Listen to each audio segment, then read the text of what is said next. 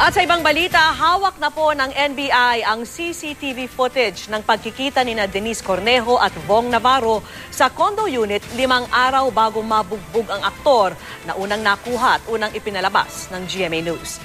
Saksi si Salima Refran.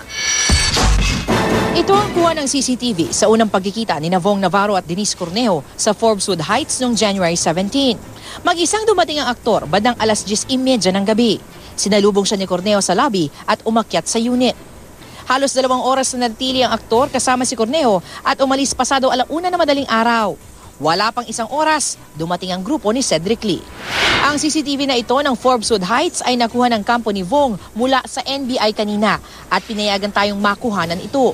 Isinumite na rin sa Department of Justice ang video bilang ebidensya. January 22, bandang 9:30 ng gabi, makikitang darating ang ate ni Cedric Lee na si Bernice. Aakyat siya sa unit kasama si Zimmer Ras at ang hindi pa nakikilalang lalaki. Ilang minuto lang, bababa na muli si Bernice.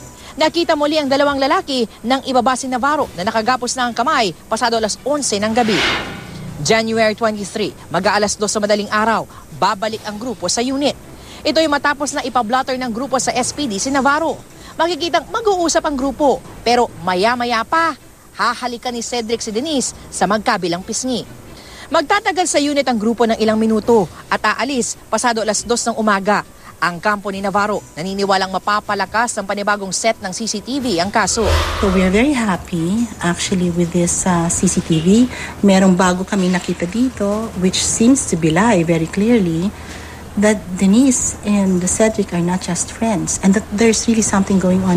Nakokompleto na dito ang kwento and it looks like from the start, Vong told the truth. Nakausap namin ang abogado ni Cedric at Denise pero wala kaming nakuhang pahayag sa kanya. Bukas nakatakda ang preliminary investigation sa mga reklamo ni Navarro at Cornejo sa isa't isa. Nauna nang nagpasabi si Navarro na hindi niya pa kayang harapin ang mga umano'y nambugbog sa kanya. Ako si Salima Refran, ang inyong saksi.